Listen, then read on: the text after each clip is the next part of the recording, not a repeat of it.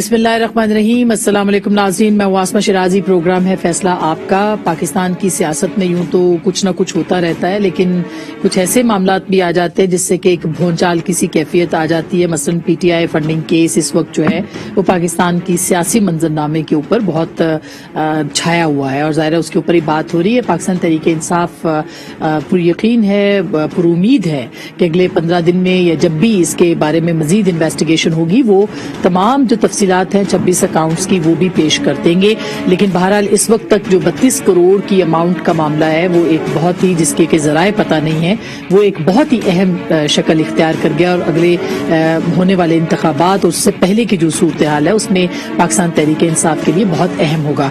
इसमें भी बात करेंगे कि इसका क्या असरात मुरतब होंगे। दूसरी जानिब कल एक प्रेस कॉन्फ्रेंस हुई थी DGISPR की जानिब से जिसमें कि उन्होंने डील की खबरों को बेबुनियाद करार दिया था और इसके साथ साथ उन्होंने ये भी कहा था कि नवाज शरीफ साहब के साथ किसी किस्म की कोई डील नहीं हो रही और तोसी जो आर्मी चीफ की तोसी का मामला है उसके हवाले से भी उन्होंने क्लियर किया कि इस पे भी कयास आराइयां नहीं करनी चाहिए। सो बहुत सारे सियासी मामलात हैं, इस पे जाहिर है कि पाक फौज के तर्जुमान को लबकुशाई करना पड़ी है तो ये ज्यादा अहमियत भी इख्तियार कर जाते हैं। लेकिन 2022 कैसा होगा, 2022 के अंदर सियासत क्या रुख इख्तियार करेगी, मईशत कैसी होगी और एक ऐसी सूरत हाल जिसमें कि आपको IMF की बात माननी है, जिसमें कि आपकी जो स्टेट बैंक है उसकी ऑटोनॉमी या उसकी जो एक खुद मुख्तार हैसियत है उसके हवाले से भी बहुत सारी बातें जो हैं वो जेरे गर्दिश हैं और फिर महंगाई की बढ़ती हुई शरह और जाहिर है उससे जो मईशत का दबाव है वो सियासत का रुख भी चेंज कर सकता है, तब्दील कर सकता है। ये सारे मौजूआत हैं जिसके ऊपर आज के इस प्रोग्राम में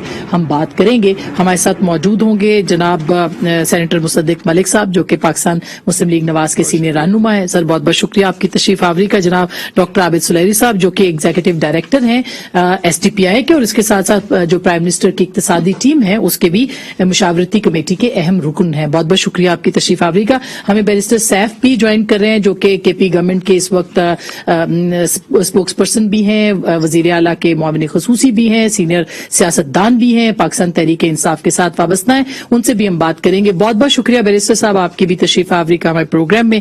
सबसे पहले हम आपसे ही शुरू किए देते हैं बैरिस्टर साहब। एक तो ये जो ज़ाहिर है आप कानून की कानूनी मुशगाफियां जो है उनसे भी बहुत अच्छे तरीके से आगाह हैं। ये जो पाकिस्तान तहरीक इंसाफ के हवाले से फंडिंग केस सामने आया, फॉरेन फंडिंग केस, इसके एक तो जाहिर है कि एक जो मॉरल अथॉरिटी थी पाकिस्तान तहरीक इंसाफ की या पोजीशन थी कि अखलाकी तौर पर PTI के ऊपर जो पहले सवाल नहीं उठते थे वो सवाल उठ रहे हैं अब, उस पर आप क्या कहेंगे? मुतमईन कर पाएंगे आप अपने वोटर को या कैसे आप एक्सप्लेन करेंगे? देखिए, जहां तक हमारे वोटर का ताल्लुक है या पाकिस्तान के अवाम का ताल्लुक है, मैं समझता हूं कि सब मुतमईन हैं और सबको पता है कि जहां तक पाकिस्तान तहरीक इंसाफ के माली मामलात का ताल्लुक है तो ऐसी कोई बात नहीं है कि जिसकी वजह से तशवीश पैदा हो। जहां तक फॉरेन फंडिंग केस का ताल्लुक है तो वो जेर समात है, उसमें जब भी पेशी होती है और जब भी समात होती है तो मुख्तलिफ जो प्रोसीजरल इश्यूज हैं वो वही सॉर्ट आउट हो रहे हैं और वो केस आगे बढ़ रहा है। अभी तक तो वो जब मंतकी इंजाम तक पहुंचेगा तो फिर उस पर हमें कोई हतमी बात हम कर सकेंगे। लेकिन मैं कम से कम इस बात पे बिल्कुल यकीन है मुझे और मैं बिल्कुल क्लियर हूं कि PTI के मामलात में कोई बेज़ाब्तगी या बेकायदगी जो है वो इंशाल्लाह ना सामने आएगी और ना उसका कोई वजूद है। जहां तक ताल्लुक है इस बात को अवाम के फोरम पे उठाने का, तो ज्यादातर तो देखें अपोजिशन जमातें जो पाकिस्तान तहरीक इंसाफ की मुखालिफ जमातें हैं वो इस बात को ज्यादा हाइप दे रही हैं और उठा रही हैं। मेरे ख्याल में अगर माली बेज़ाब्तगियों का जिक्र किया जाए तो मुस्लिम लीग नून और पाकिस्तान पीपल्स पार्टी के बारे में जिस तरह की अब रिपोर्ट्स आ रही हैं और जो इस वक्त इसी फॉरेन फंडिंग केस के तहत जो कमेटियां बनाई गई हैं और जो स्क्रूटनी कर रही हैं तो उनकी रिपोर्ट्स को भी जरा मद्देनजर रखा जाए। जहां तक PTI का ताल्लुक है तो हमारी तो अकाउंट्स भी क्लियर हैं और हमारा कोई ऐसा जो है कोई बेज़ाब्तगी का ना कोई अंसर है और ना ही कोई इम्कान है और ना ही कोई बेज़ाब्तगी हुई है। बिल्कुल बैरिस्टर साहब, इस पे एक और इम्पोर्टेंट नुक्ता जो कि कल से हमने देखा, परसों से जब से ये केस सामने आया है वो ये आ रहा है बार बार कि इससे नाहलियत का भी सवाल पैदा हो सकता है कि अगर क्लैरिफाई नहीं कर सकती पाकिस्तान तहरीक इंसाफ अपनी पोजीशन को तो उस पे कानूनी एतबार से क्या कहता है, क्योंकि आप तो पार्लियामेंट का हिस्सा भी रहे हैं, बैरिस्टर भी हैं, कानून भी समझते हैं, क्या वाकई इस तरह की कोई मुश्किलात हो सकती है PTI को? جی دیکھیں، نااہلی تو خیر ایک بالکل ایکسٹریم سٹیپ پہ جب بات جائے گی تو وہاں پر اس کی بالکل جو ہے وہ ڈسکوالیفائی ہو سکتی ہے، لیکن جہاں تک تعلق ہے پارٹی کا تو پہلی بات تو یہ ہے نا کہ پہلے کیس ثابت تو ہو نا، اس کے بعد ہم نااہلی یا سزاؤں کی طرف جائیں گے۔ دوسری بات یہ ہے کہ نااہلی کی تو جو تلوار ہوتی ہے اس طرح کے معاملے میں وہ افراد پہ بھی لٹک رہی ہوتی ہے جو پارٹی کے ذمہ دار ہیں، اور پارٹی کو اوور آل بھی ڈسکوالیفیکیشن کی طرف جو ہے اس کے بھی امکانات ہوتے ہیں اگر بہت بڑے پیمانے پر بے ضابطگیوں کا معاملہ سامنے آئے۔ لیکن میں تو نہیں سمجھتا کہ اس طرح کا کوئی خطرہ پاکستان تحریک انصاف کو درپیش ہے۔ مطلب 32 کروڑ روپے جو بتائے جا رہے ہیں، جن کے ذرائع موجود نہیں ہے، جن کی ڈیٹیلز موجود نہیں، وہ سیٹسفائی کر دے گی الیکشن کمیشن کو، آپ کی جماعت کے ان کے پاس ہیں؟ دیکھیں آسما، میں اس کا اتنا مختصر صحیح جواب دوں گا کہ دیکھیں بات یہ ہے کہ جہاں تک اکاؤنٹس کا تعلق ہے، ظاہر ہے اکاؤنٹس کی کلیئرٹی تو الیکشن کمیشن کے سامنے پیش کی جائے گی، اور وہ اس میں جو بھی وضاحت ہیں ان کو چاہیے قانون کے مطابق جو اصول و ضوابط ہیں ان کے تحت ہی جو ہے اس کو سیٹسفائی کیا جائے گا۔ لیکن ایک بات اور بھی بتا دوں کہ یہ کوئی ایک فورم تو نہیں ہے نا، یہاں کا فیصلہ کسی بھی پارٹی کے خلاف ہے، میں پی ٹی آئی کی بات نہیں کر رہا، کسی بھی پارٹی کے حوالے سے فیصلہ ہے تو ظاہر ایک اور لیگل جوڈیشل فورم بھی اویلیبل ہے، پھر وہاں پر بات جائے گی۔ لیکن کہنے کا مقصد یہ ہے کہ جو بھی قانونی طریقہ کار ہے ہم تو عدالت کے سامنے ہیں، ہم تو وہ پرائم منسٹر نے بھی کل کہا کہ ہم سرخرو ہوں گے، اور وہ اس میں انہوں نے کہا ہے۔ لیکن ڈاکٹر صاحب اس پہ پی ایم ایل این کو بھی، میں سن رہی تھی حکومتی نمائندے یہ کہتے کہ پی ایم ایل این کو بھی زیادہ خوش ہونے کی ضرورت نہیں، جے آئی ٹی جیسی سچویشن ہو سکتی ہے، آپ کے بھی اکاؤنٹس کے اوپر اعتراضات جو ہیں وہ اٹھ سکتے ہیں، تو کیا ہم یہ کہہ دیں کہ پی ایم ایل این کے لیے بھی اور پیپلز پارٹی دونوں کے لیے پرابلمس ہو سکتے ہیں آنے والے؟ اس میں حرج کیا ہے؟ اگر کوئی بھی irregularity ہے یا کوئی illegality ہے، چاہے وہ پی ایم ایل این نے کی ہو، پی ٹی آئی نے کی ہو، پیپلز پارٹی نے کی ہو، جے یو آئی ایف نے کی ہو، وہ عوام کے سامنے آنی چاہیے اور قانون کے مطابق جو اس کی سزا جزا ہے وہ ملنی چاہیے۔ سوال یہ پیدا ہوتا ہے کہ اتنا بڑا پوری موومنٹ چلائی جس کا نام تحریک انصاف رکھا اور صاف چلی شفاف چلی کا نعرہ لگایا گیا، اس میں 32 کروڑ روپے جو ہیں وہ ان اکاؤنٹڈ فور ہیں، یعنی 1 ارب 64 کروڑ روپے کی ٹرانزیکشنز جو ہیں وہ ہوئی ہیں اسٹیٹ بینک کے مطابق، جو پاکستان میں پیسے آئے ہیں غیر ملکی ملک کے باہر سے، اور 1 کروڑ 32 لاکھ کی رپورٹ ہوئی ہیں۔ اس میں جو 32 کروڑ روپیہ ہے وہ ان اکاؤنٹڈ فور ہے، کسی کو نہیں پتا۔ اسٹیٹ بینک کہہ رہا ہے کہ باہر کے ممالک سے وہ پاکستان میں پی ٹی آئی کے کھاتے میں پیسے آئے ہیں، پی ٹی آئی اس کا حساب دینے سے قاصر ہے کہ وہ آئے ہیں تو کہاں گئے ہیں، کس کے اکاؤنٹ میں گئے ہیں۔ پھر ایک ملک میں یہ پہلی غیر قانونی چیز ہے۔ دوسری غیر قانونی چیز یہ ہے کہ جب بھی آپ کے کوئی پارٹی کے اکاؤنٹس ہوں، آپ کو وہ اکاؤنٹس ڈسکلوز کرنے پڑتے ہیں۔ تو مختلف، آپ نے سنا ہے کل 77 اکاؤنٹس تھے، ایک ٹیلی ویژن چینل پہ چلا، ایک میں آیا 55 اکاؤنٹ تھے۔ پی ٹی آئی کے مطابق 26 اکاؤنٹ تھے، 26 اکاؤنٹ میں سے وہ کہتے ہیں 8 ڈورمنٹ تھے، وہ 18 رہ گئے، 18 میں سے صرف 8 ڈسکلوزڈ اکاؤنٹ ہیں۔ تو بتائیے کہ آپ نان ڈسکلوجر آف اکاؤنٹس کے اوپر کیا سزا بنتی ہے؟ یعنی ایک ایسا ملک جہاں پہ آپ نے سٹنگ وزیر اعظم کو یہ ڈسکلوجر نہ کرنے پہ کہ اقامہ کے لیے یعنی ویزا کے لیے، اور وہ ڈائریکٹر کے طور پر اپنے بیٹے کی کمپنی میں جو تنخواہ لے سکتے تھے مگر نہیں لی، جو رپورٹ آئی ہے اس میں جو لکھا ہوا ہے، جس میں انہوں نے صفحہ نمبر 96 کے اوپر غالباً یہ لکھا ہے کہ یہ unaccounted for undisclosed accounts ہیں۔ یہ دوسری اللیگیلٹی آ گئی۔ تیسری، پاکستان کا قانون یہ کہتا ہے کہ آپ کسی غیر ملکی کمپنی سے پیسے نہیں لے سکتے۔ وہاں پہ ایک لسٹ لگی ہوئی ہے جس میں تمام وہ غیر ملکی کمپنیاں ہیں جن سے پیسے پی ٹی آئی نے لیے ہیں، جن میں سے ایک بڑا عجیب سا نام ہے ڈنگ ڈونگ۔ کون ہے ڈنگ ڈونگ؟ پتہ چل جائے گا، کیونکہ کمپنی ہو سکتا ہے لیجٹ ہو، ببل ہو سکتی ہے، مگر کوئی پتہ نہیں ہے کہ کس کمپنی کے پیچھے کون ہے جو فنڈنگ کر رہا ہے۔ ظاہر ایک سوال تو اٹھ گیا نا۔ اس کے علاوہ بے شمار ایسی رقوم ہیں جو درج ہیں کہ ہاں ہم نے وصول کی، خانہ خالی ہے، کس سے لی، کس تاریخ کو لی، وہ خانہ بھی خالی ہے، کس سے لی، وہ خانہ بھی خالی ہے۔ اس کے علاوہ آپ یہ بتائیے کہ وزیر اعظم پاکستان نے اپنے سگنیچرز کے انڈر 4 جو اہلکار تھے، ملازم تھے پی ٹی آئی کے، ان کے ذاتی اکاؤنٹس میں بورڈ نے بیٹھ کے ان کو اجازت دی کہ جو فنڈ آپ کو باہر سے لوگ بھیج رہے ہیں پی ٹی آئی کو، وہ آپ اپنے ذاتی اکاؤنٹس میں لے لیں، جن میں میرے خیال میں ایک ان کے کوئی ملازم ہے، مجھے نہیں پتا چوکیدار ہیں یا کیا ہیں. کون سا ملک کا قانون اجازت دیتا ہے کہ آپ پی ٹی آئی کی فنڈنگ لوگوں کے ذاتی اکاؤنٹس میں لیں؟ آخری بات، ہمارے یہاں پہ ایک قانون ہے جس میں جو بھی پارٹی کا چیئرمین ہوتا ہے وہ انڈر اوتھ الیکشن کمیشن کو لکھ کے دیتا ہے کہ یہ میں نے جمع کروا دی پارٹی کی تمام رپورٹ، اور میں انڈر اوتھ آپ کو یہ بتا رہا ہوں کہ اس میں کوئی انڈسکلوزڈ اماؤنٹ نہیں ہے، کوئی انڈسکلوزڈ اکاؤنٹ نہیں ہے. انڈسکلوزڈ 32 کروڑ کی اماؤنٹ بھی نکل آئی، انڈسکلوزڈ اکاؤنٹس بھی نکل آئے. اب آپ ایک ملک میں جہاں پہ سپریم کورٹ آف پاکستان کہتی ہے کہ انڈسکلوز تنخواہ جو آپ نے نہیں لی مگر لے سکتے تھے، اس پہ سٹنگ وزیر اعظم کو ڈسکوالیفائی کر دیں، تو یہاں پہ انڈر اوتھ آپ یہ کہہ رہے ہیں کہ اس میں کوئی ہڈن اکاؤنٹ بھی نہیں ہے، کوئی ہڈن اماؤنٹ بھی نہیں ہے. اب اس کا مطلب یہ کہ اس کیس کا اثر ہوگا پاکستان کی سیاست کے اوپر اور دور تک اس کا جائے گا. ویسے اس سے پہلے جتنے بھی الزامات پاکستان تحریک انصاف پہ لگے وہ زیادہ دن تک رہے نہیں ہیں، جیسے نہیں رہے اور جیسے رہے ہیں وہ ایک الگ داستان ہے. انہوں نے ایک کرکٹ کمپنی سے دبئی کی 21 لاکھ ڈالر لیے جو انہوں نے ڈسکلوز نہیں کیے. انہوں نے 4 سے 6 ممالک جو ہیں ان کے اکاؤنٹس نہیں دیے ابھی تک. یہ تو وہ ممالک جن کو انہوں نے ڈھونڈ لیا، کیونکہ امریکہ میں اور 1-2 اور جورسڈکشنز میں یہ قانون ہے کہ اگر آپ کسی کو بھی پیسے دیں اپنے ملک سے باہر تو آپ کو رپورٹ کرنے پڑتے ہیں. یہ وہ اکاؤنٹس ہیں. ابھی جن ممالک کی تفصیل پی ٹی آئی نے دینے سے پی ٹی آئی نے ایک صفحہ نہیں دیا اس انویسٹیگیٹنگ ایجنسی کو. اچھا، میں اس سے پہلے کہ چونکہ میں ڈاکٹر صاحب سے معیشت پہ بات کرنی ہے پیورلی، تو میں بیرسٹر صاحب آپ کے پاس دوبارہ آ جاؤں. یہ جو ساری ڈیٹیلز ابھی بتائی ہیں مصدق ملک صاحب نے، ظاہر ہے کہ اس کا جواب پاکستان تحریک انصاف کو دینا ہے، اور 7.5 سال یہ مقدمہ چلا ہے بائی دا وے، اور ہر روز تقریباً اسی طرح کی باتیں ہوئی ہیں.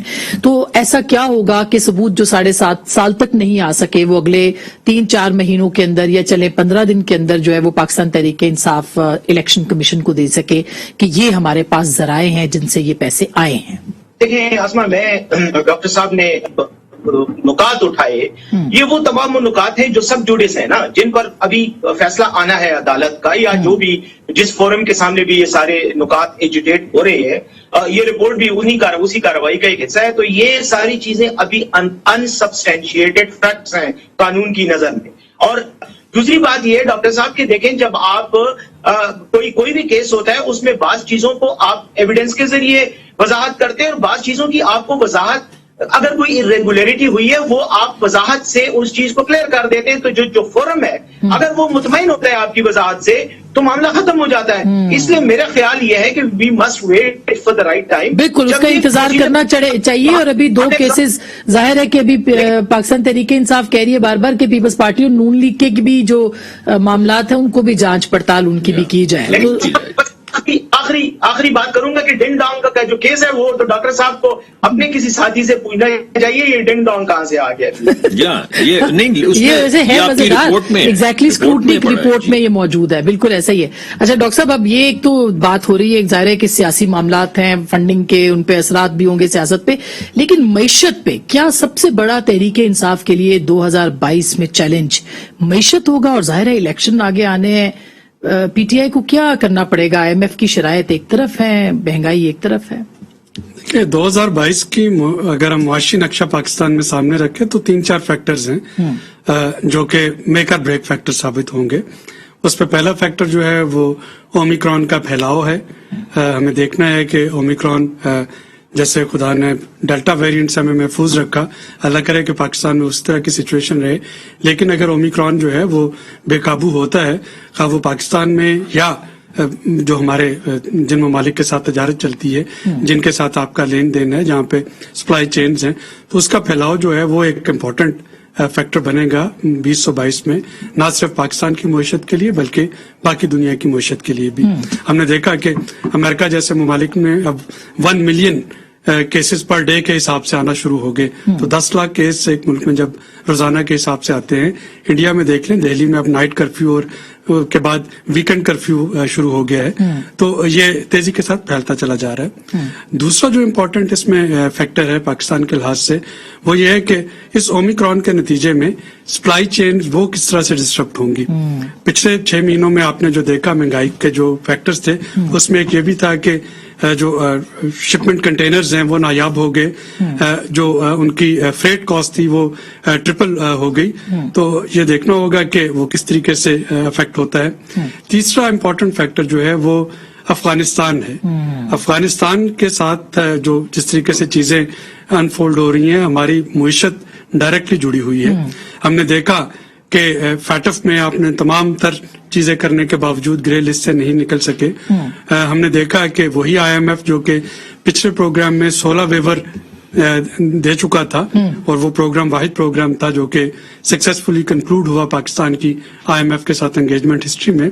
इस दफा वो आपको कॉमा डॉट तक चेंज नहीं करने दे रहा, और उसके पीछे अगर आप जाके देखें तो आपको ब्लूमबर्ग के एडिटोरियल मिल जाएंगे, आपको वाशिंगटन टाइम्स पोस्ट के जो एडिटोरियल्स है वो मिल जाएंगे, जिसमें बड़ा स्पेसिफिकली कहा गया कि जी चूंकि पाकिस्तान ने डबल क्रॉस किया, लिहाजा अमेरिकन एडमिनिस्ट्रेशन को चाहिए कि फाटफ पे IMF पे वो पाकिस्तान की गोशमाली करे। तो ये जैसे अभी वजीर खजाना ने भी एतराफ किया कि हमें अमेरिका की या IMF की बातें मानना पड़ रही हैं, तो इसका तो मतलब ये है कि ज़ाहिर है इकॉनमी जब आपकी अपने हाथ में नहीं रही, उसमें वो दूसरी बहस है कि IMF का जो सारा कुछ कहता है क्या वो हमेशा गलत होता है या वो ठीक होता है। लेकिन इस वक्त IMF के साथ आप फर्दर नेगोशिएशन में बहुत ज्यादा लीनियंसी जो है वो एक्सपेक्ट नहीं कर सकेंगे। और चौथा और इम्पोर्टेंट पॉइंट जो है वो उसका ताल्लुक हमारी इन हाउस गवर्नेंस से है। जैसे अभी हमने देखा कि फर्टिलाइजर जो था वो स्मगल हुआ, जब तक उसका नोटिस लिया गया बहुत देर हो चुकी थी।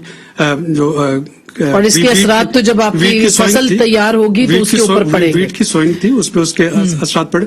तो ये 4-5 मोटे मोटे फैक्टर्स हैं। और जो सबसे इम्पोर्टेंट फैक्टर जो कि हमेशा पाकिस्तान की इकोनॉमी को हांट करता है, खा वो PTI की हुकूमत हो या वो किसी और सियासी जमात की हुकूमत हो या गैर सियासी हुकूमत हो, वो है आपकी जो पॉलिटिकल पोलराइजेशन और पॉलिटिकल इंस्टेबिलिटी। यही हम तो जब आपकी पॉलिटिकल इंस्टेबिलिटी होती है तो वहां पे आपके पास फॉरेन डायरेक्ट इन्वेस्टमेंट का आना या वहां पे बाकी जो हैं इन्वेस्टमेंट अपॉर्चुनिटीज वो रिड्यूस होती है। अच्छा बिल्कुल डॉक्टर साहब, मैंने ब्रेक लेनी है। बहुत खूबसूरती से जो अगले माशी चैलेंज हैं उनको डॉक्टर साहब ने बताया, लेकिन जो आखिरी नुक्ता है ब्रेक के बाद उस पर बात करेंगे। हमारे साथ रहिएगा।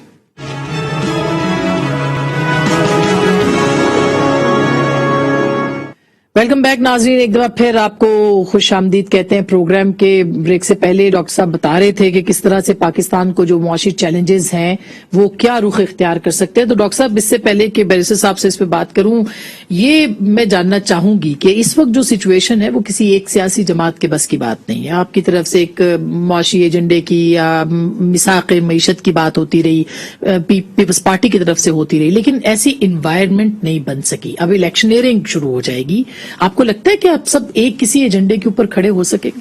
तो डॉक्टर साहब ने 3 बड़ी अहम चीजें उठाई। ग्लोबल सप्लाई चेन की डिसरप्शन, ये बड़ा अहम है मामला। ग्लोबल सप्लाई चेन की डिसरप्शन तो पूरी दुनिया में हुई, कमोडिटी प्राइसेस भी पूरी दुनिया में बढ़ी, यानी इन चीजों का इम्पैक्ट यकसा होना चाहिए था पूरी दुनिया में। पूरी दुनिया में 200 के करीब ममालिक हैं, पाकिस्तान को 100वां होना चाहिए था या 90 होना चाहिए था, ये 120 होना। पाकिस्तान तीसरा है। पाकिस्तान से ज्यादा अर्जेंटीना और तुर्की में है महंगाई की शरह। इसका मतलब है कि पाकिस्तान की पॉलिसीज फेल हुई हैं, वरना पाकिस्तान दरमियान में कहीं होता ना 200 ममालिक के।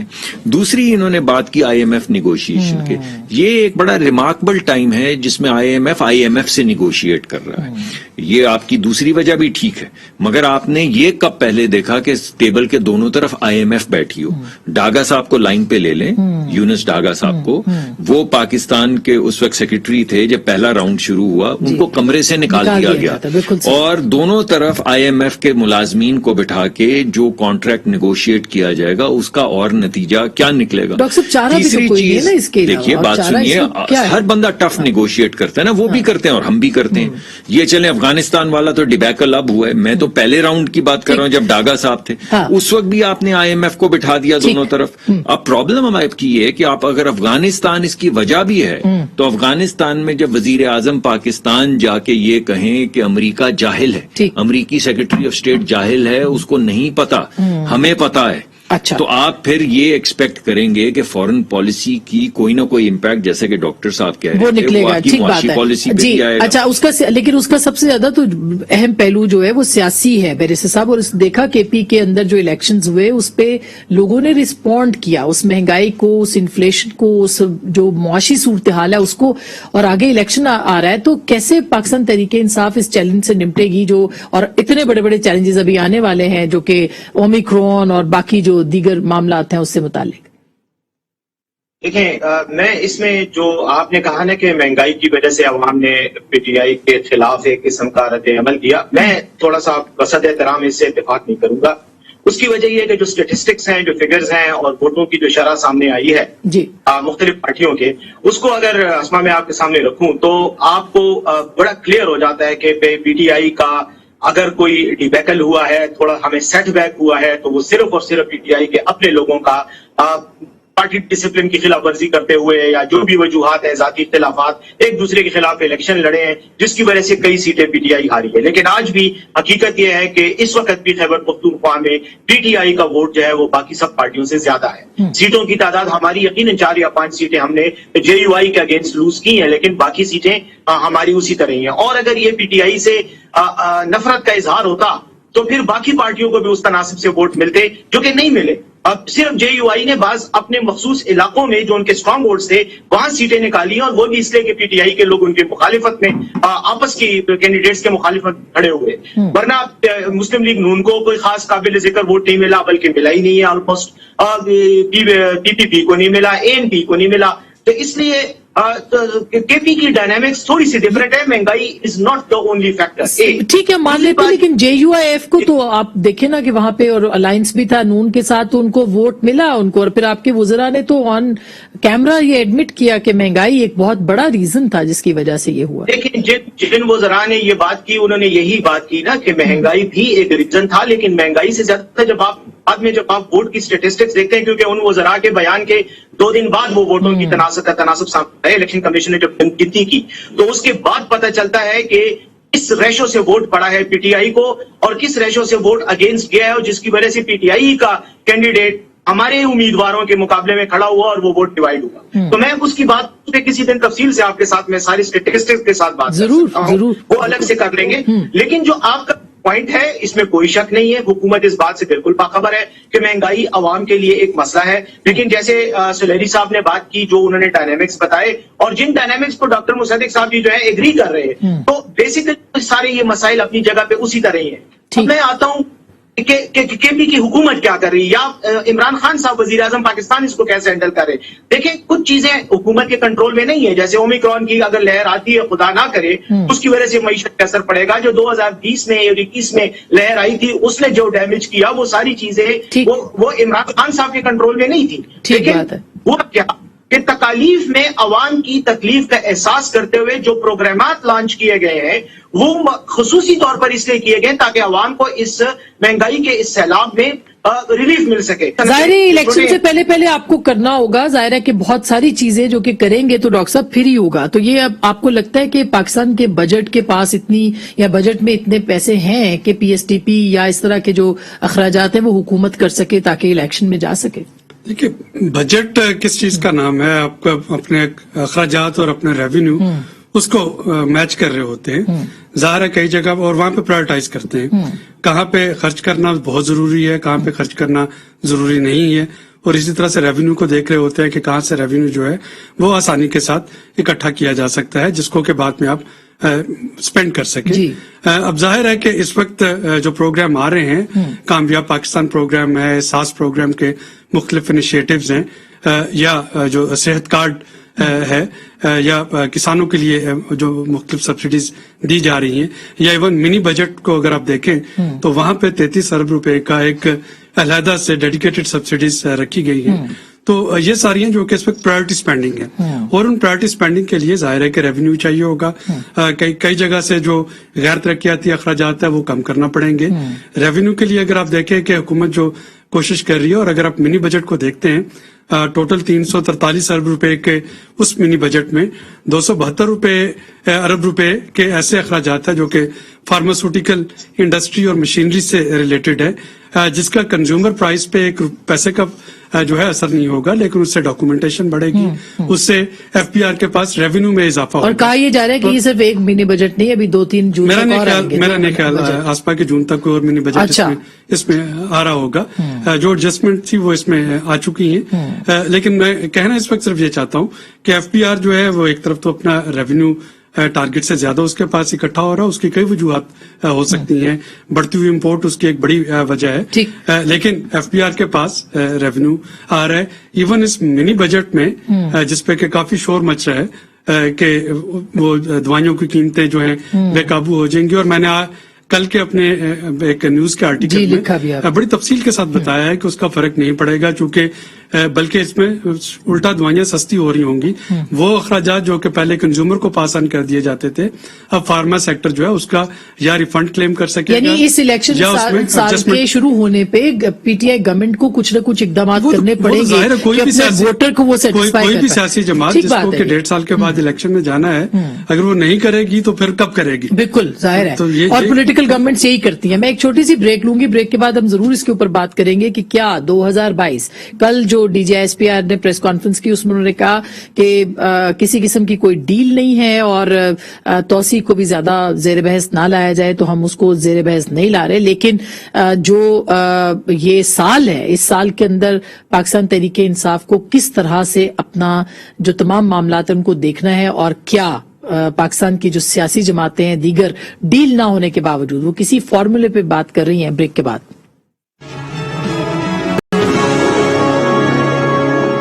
ویلکم بیک ناظرین, ایک دفعہ پھر آپ کو خوش آمدید کہتے ہیں. ڈاکٹر صاحب اب آپ نے دیکھا معاشی نقطۂ نظر بھی ہے اور سیاسی بھی ہے اور کل آپ نے دیکھا پاک فوج کے ترجمان نے بھی کہا کہ ڈیل ویل کی کوئی بات نہیں, مگر کوئی فارمولا تو کرنا پڑے گا کہ آپ منیمم معاشی ایجنڈے کے اوپر اکٹھے ہو سکیں, تو اس کے لیے تحریک انصاف سے آپ بات کر سکتے ہیں. پہلی بات تو یہ کہ ہمیں کوئی اختلاف نہیں ہے, جو D G I S P R نے بات کیا کوئی ڈیل نہیں. ہم کب سے یہ کہہ رہے ہیں, آپ نے جب تک D G I S P R سے نہیں سنا آپ کو یقین نہیں آیا. نہیں ہمیں تو یقین آ گیا کہ آپ نے آج پروگرام میں کم از کم کہہ دیا کہ آپ جو کہہ رہے تھے ٹھیک کہہ رہے تھے. اب بے شک فورینزک کروا لیں ہمارا بھی اور ان کا بھی, تو یہی نکلے گا کہ ڈیل کوئی نہیں ہے. نہ ڈیل ہمیں چاہیے نہ ملک میں ڈیل ہونی چاہیے, کیونکہ ملک ایسے چلے گا نہیں ڈیلز کر کے. ہم یہاں تک پہنچے ہیں ڈیلز کر کے, اب ہمیں اس سے نکلنا چاہیے.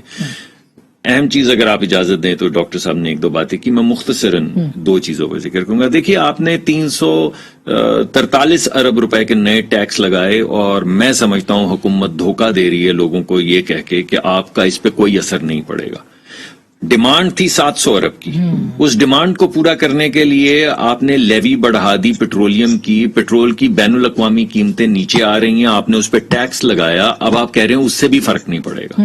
یعنی ہر چیز مہنگی ہوئی. وہ دنیا کی کون سی چیز ہے جو تیل سے نہیں چلتی؟ گاڑی جو زمینوں سے گندم اٹھا کے لے جاتی وہ بھی تیل پہ چلتی ہے, جہاں پہ سٹور ہوتا ہے وہ بھی تیل پہ چلتی ہے, جو فیکٹری ہے وہ بھی تیل پہ چلتی ہے, بجلی بھی تیل سے بنتی ہے, آگے ڈسٹریبیوشن بھی تیل سے ہوتی, اور لوگوں کو دھوکہ دینا کہ کچھ نہیں ہوگا.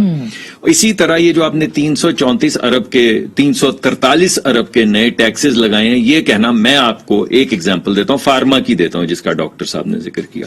فارما کمپنی جب اپنا کیمیکل منگواتی ہے, میں نے آج 3 کمپنیوں سے بات کی, ہماری کمیٹی کی میٹنگ تھی, تو ان کو تقریباً 6 مہینے سے 9 مہینے لگتے ہیں اس کو ٹیبلٹس میں کنورٹ کر کے مارکیٹ تک لے جا کے بیچنے میں. جب آپ 17% آپ ٹیکس دیں گے تو کہیں سے کیپٹل بورو کریں گے نا, इस वक्त कैपिटल की कॉस्ट इनका जो नया इंटरेस्ट रेट आया है इंडस्ट्री के ऊपर 13 से 15% है। ठीक। 15% जो आप पैसे बोरो करेंगे, जो कॉस्ट ऑफ कैपिटल आप प्रोडक्शन के अंदर लगाएंगे, ठीक। वो उससे कीमत नहीं बढ़ेगी। जी हाँ। कीमत नहीं बढ़ेगी तो आप क्या दवाई बना सकेंगे? और वो कैसे पास थ्रू आप नहीं करेंगे? अगर आपको पैसे साल बाद मिल भी जाएंगे ठीक। या 8 महीने बाद मिल भी जाएंगे तो ये कॉस्ट ऑफ कैपिटल किधर अच्छा, जाएगी? मैं इस पे डॉक्टर साहब से जवाब दूंगी। यही बात बनौले के सीट के ऊपर है। यही बात जो है वो जितना आपका खुर्दनी तेल जो इस्तेमाल होता है इसमें घी में, जो पूरी आपकी रोज खाना बनाने में काम आता है, आप प्रिटेंड कर रहे हैं कि ये कॉस्ट ऑफ कैपिटल ही नहीं है। ये पास थ्रू ही नहीं होगी लोगों को, ना बिजली पास अवाम थ्रू पे उसका असर होगी, होगा। ना बिजली पास थ्रू होगी, ना गैस पास थ्रू होगी, ना पेट्रोलियम का असर पड़ेगा, ना दवाइयों का असर पड़ेगा, ना घी का असर पड़ेगा, ना बनौले के तेल का, ना पाम ऑयल का, ना सोयाबीन का। और आपने छूट कहां पे दिया? इलेक्ट्रॉनिक गाड़ियां अच्छा, पे। अब ये यानी इलेक्ट्रिक गाड़ियां गरीब आदमी के लिए हैं। और ये दूध, दही, खुश्क दूध, खुर्दनी जो बच्चों का दूध है पीने का, जो नए जी। छोटे बच्चे जो होते जी। हैं, यानी उन पे आपने टैक्स फॉर्मूला लगा मिल्क। दिया और इलेक्ट्रिक गाड़ियों को पर आपने छूट दे दी। सुभान रब्बी अल्लाह। ठीक। डॉक्टर साहब आप तो मुख्तसर जवाब दे दे, फिर मैं जी, बैरिस्टर मैं साहब के सिर्फ पास ये बता रहा हूँ, इसीलिए मैं टारगेटेड सब्सिडीज की बात कर रहा था। 10.5 अरब रुपए की टारगेटेड सब्सिडी रखी गई है फार्मूला मिल्क के लिए। इसी तरीके से 5.1 अरब रुपए की सब्सिडी रखी गई है बनोले के तेल के लिए। 7.8 अरब रुपए की सब्सिडी रखी गई है सीड्स के लिए, और ये जो डॉक्टर साहब ने फरमा रहे हैं पाम ऑयल और सोयाबीन ऑयल। डॉक्टर साहब आप कैसे टारगेट करेंगे कि ये वाला गरीब आदमी? आपके पास तो एक ग्लोबल टारगेटिंग है, वो है एहसास प्रोग्राम की BIS का पूरा डाटा है। जी मुझे मालूम है। आप उसके जरिए एक ग्लोबल टारगेटिंग कर तो सकते हैं डॉक्टर कि जो साहब उससे नंबर एक चीज का तो हमें इत्तेफाक हो गया ना मुझ में और आप में, कि नाम बेशक चेंज कर ले, लेकिन प्रोग्राम्स अच्छे हैं, लेकिन ये वो प्रोग्राम प्रोग्राम अच्छे है हैं जो कि सब्सिडीज को पहुंचा सकते हैं। लेकिन मैंने अभी तक आपकी नहीं, हुकूमत ने मैंने ये शुरू नहीं किए, कहा, ये दो मुख्तलिफ आपकी बातें हुकूमत ने शुरू हैं। जी किए मैंने या इन्होंने नाम चेंज अच्छा। किया। डॉक्टर साहब दो मुख्तलिफ हाँ। बातें हैं।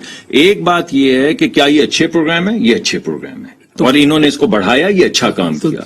दूसरा, इसमें क्या उस तरह की माइक्रो टारगेटिंग, जिस तरह का अफलास का या भूख का बोझ लोगों पे पड़ रहा गया, है, उसका उस क्या होगा? लेवल की अच्छा टारगेटिंग बैरिस्टर हम कर साहब, सकते हैं। बिल्कुल मैं मेरे इसका ख्याल जवाब में नहीं कर बैरिस्टर साहब से ले लेती हूँ। बैरिस्टर साहब, अब ये सारी चीजें जो है ये साफ सी बात है, लोग इसमें नहीं जाएंगे कि क्या सब्सिडी है क्या नहीं। उनको जैसे पेट्रोल की कीमत बढ़ती है, बिजली की कीमत बढ़ती है, आप कुछ भी नहीं करें उनके घर का बजट अपसेट हो जाता है।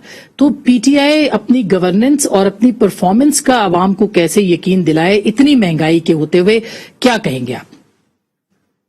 देखिए, गवर्नेंस का जहां तक ताल्लुक है, मैं समझता हूं कि गवर्नेंस और महंगाई जो है ये आपस में एक हद तक रिलेटेड है, क्योंकि गवर्नेंस अगर ठीक नहीं होगी तो उसका असर मईशत पे पड़ता है, और मईशत ठीक नहीं होती तो नेचुरली गवर्नेंस की भी क्वालिटी जो है वो डिस्टर्ब होती है। लेकिन इस वक्त हम जो भी हमारे इस वक्त माशी प्रॉब्लम्स हैं, लेकिन उन पे मैं कॉम्पिटेंट इसलिए नहीं हूँ गुफ्तगू करने का कि मेरा इकोनॉमिक्स का बैकग्राउंड नहीं है। मेरे ख्याल में सुलेरी साहब जी उन्होंने बता दिया, पॉलिटिकली क्या करेंगे सर? हाँ। लेकिन जहां तक पॉलिटिकल ताल्लुक है बात का, देखें हमारी परफॉर्मेंस को लोग हमारे मेजर्स के जरिए जिन हालात में हम काम कर रहे हैं उसको देख कर लेगी।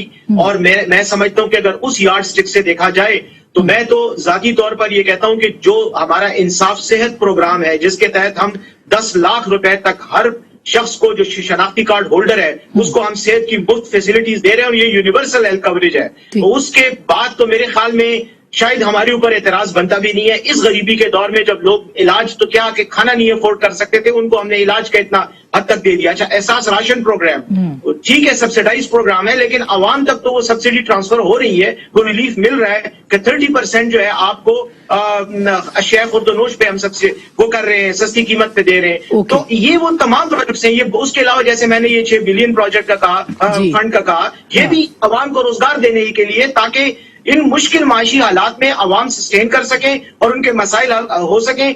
और जहां तक मेरे ख्याल में इस बात का ताल्लुक है, इसका तमाम जो असर है वो नीचे ग्रास रूट लेवल तक जाने की हर मुमकिन की जा रही है। बैरिस्टर साहब, और इंशाअल्लाह बैरिस्टर साहब इसके ऊपर एक अलग प्रोग्राम आपके साथ जरूर रखेंगे केपी के हवाले से, जो आप प्रोजेक्ट्स में बता रहे हैं। जी, ये जो महंगाई की लहर है, ये एक लहर है, ये उम्मीद है, और जिस तरह इंटरनेशनल ग्लोबल इंडिकेटर सामने आ रहे हैं, मेरे ख्याल में 3-4 महीने में इसमें बहुत ज्यादा बेहतरी आएगी और इंशाअल्लाह ہم عوام کو مطمئن کر کے دوبارہ انشاءاللہ اقتدار میں. بہت شکریہ، تھینک یو سو مچ. عوام ہی جو ہے وہ محور ہیں سب کے، اور ظاہر ہے کہ اگلے انتخابات سے پہلے تحریک انصاف کو اگر عوام کے پاس جانا ہے تو ان کے لیے اقدامات کرنے ہوں گے، مگر اس کے لیے جو خاکہ پیش کیا جا رہا ہے اس وقت 2022 کا، ہم نے کوشش کی آپ تک پہنچائیں کہ پاکستان تحریک انصاف کے لیے، حکومت کے لیے کیا کیا مشکلات آگے جا کے ہو سکتی ہیں. اور یہ یاد رہے کہ کہا جا رہا ہے کہ یہ الیکشنئرنگ کا سال ہے. گفتگو آپ نے سنی، فیصلہ آپ کا.